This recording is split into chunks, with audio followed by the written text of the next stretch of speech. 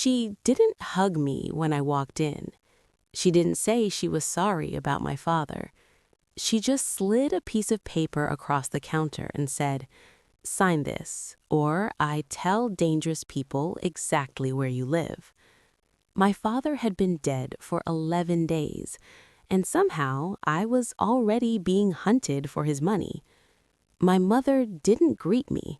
No hello, no I'm sorry about your father. I hadn't even stepped fully into the kitchen before she pushed the paper toward me, slow, deliberate, like she was serving a court order instead of a request. I glanced down, then back at her, arms crossed, calm, certain. The expression of someone who thought this conversation was already over. Behind her, my stepfather leaned against the fridge, thumb moving on his phone screen. He wasn't scrolling, he was watching. "Sign the transfer request," she said flatly, "or I tell Derek's people where you live." The words landed cold. I set my bag down carefully, didn't touch the pen, because in my line of work, you learn one rule fast.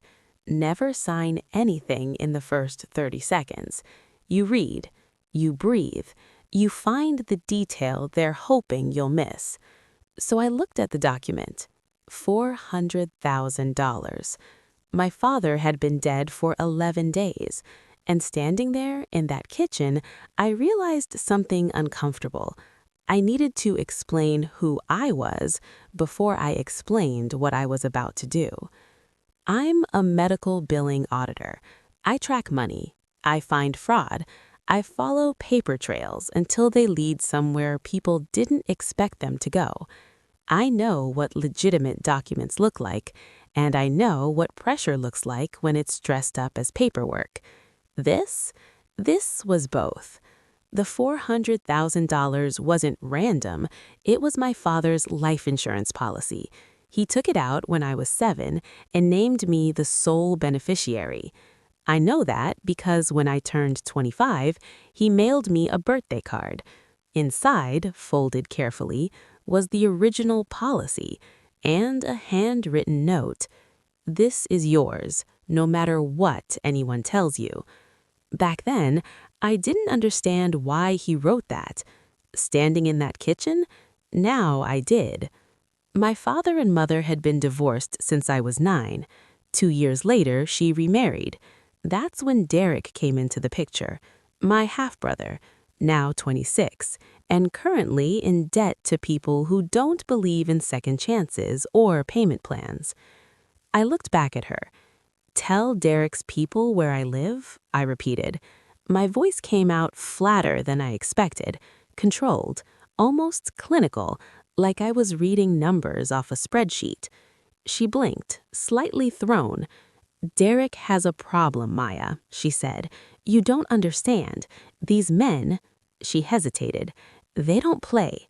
They came here last week," she added quickly, "sat outside the house for 4 hours. 4 hours. Behind her, my stepfather finally lifted his gaze, jaw tight, watching closely. He thought this was going well. "Derek's problem isn't mine," I said. A beat. "It is now," my mother snapped. There it was. Not a request, a reassignment.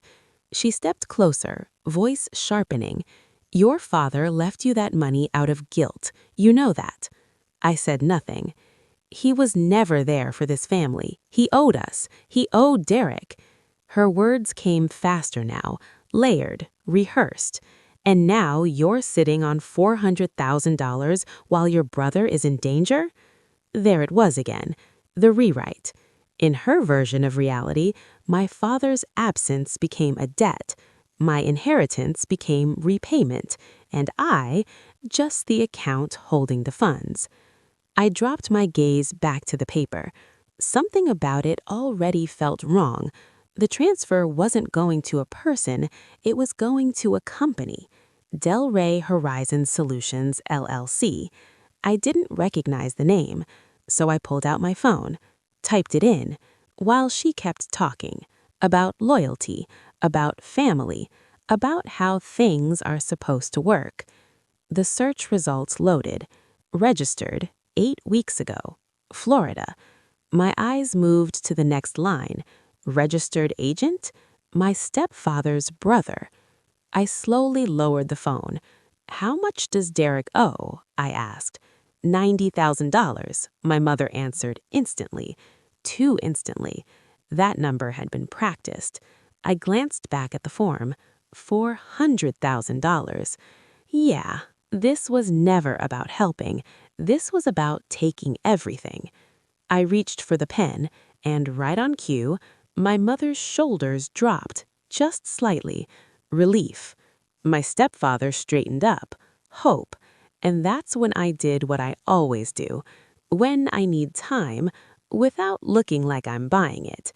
I clicked the pen open and started asking questions.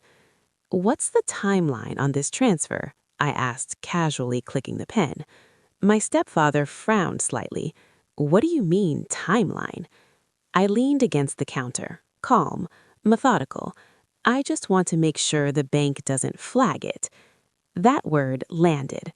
Flag. He pushed himself off the fridge. Flag it how? I said smoothly, insurance payouts over $250,000 usually trigger reviews, especially at regional banks. That part, partially true. Enhanced due diligence, extra checks. I tapped the paper lightly.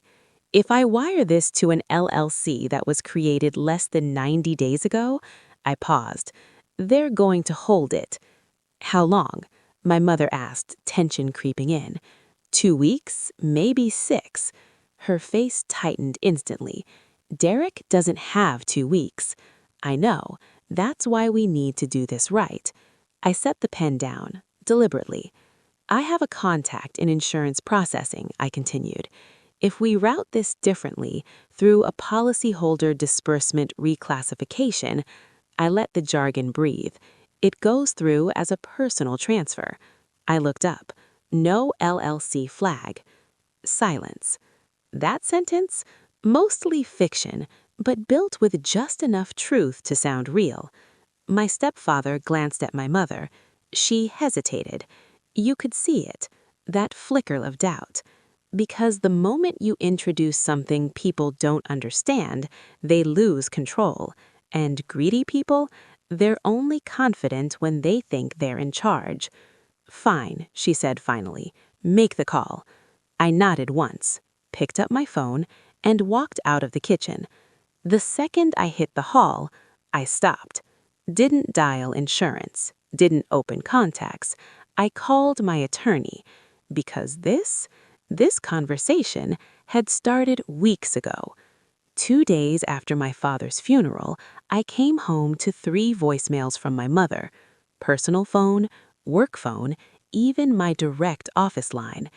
The first one was warm, the second less so.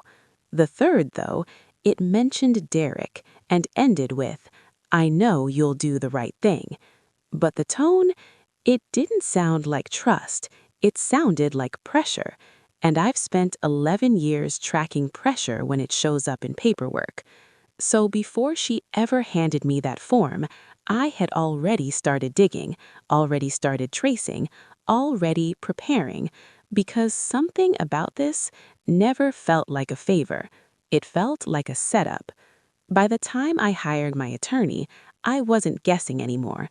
I had already run a background check on Delray Horizon Solutions, LLC, already pulled my credit report, already found things that didn't belong to me.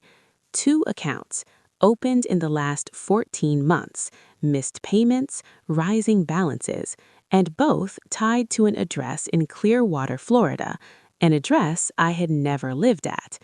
That moment, it stopped being a suspicion and became a pattern. I also requested my father's probate records. 6 days after his death, my mother had filed a competing claim on his life insurance policy. Her reason? Unpaid child support from a marriage that ended over 20 years ago. It was a lie, a clean one, but still a lie. Because my father paid every month until I turned 25. I know that because when I turned 25, he mailed me a birthday card. Inside, folded carefully, was the original policy and a handwritten note. This is yours, no matter what anyone tells you. Back then, I didn't understand why he wrote that. Standing in that kitchen, now I did. My father and mother had been divorced since I was 9. 2 years later, she remarried. That's when Derek came into the picture, my half-brother, now 26, and currently in debt to people who don't believe in second chances or payment plans. I looked back at her. Tell Derek's people where I live, I repeated.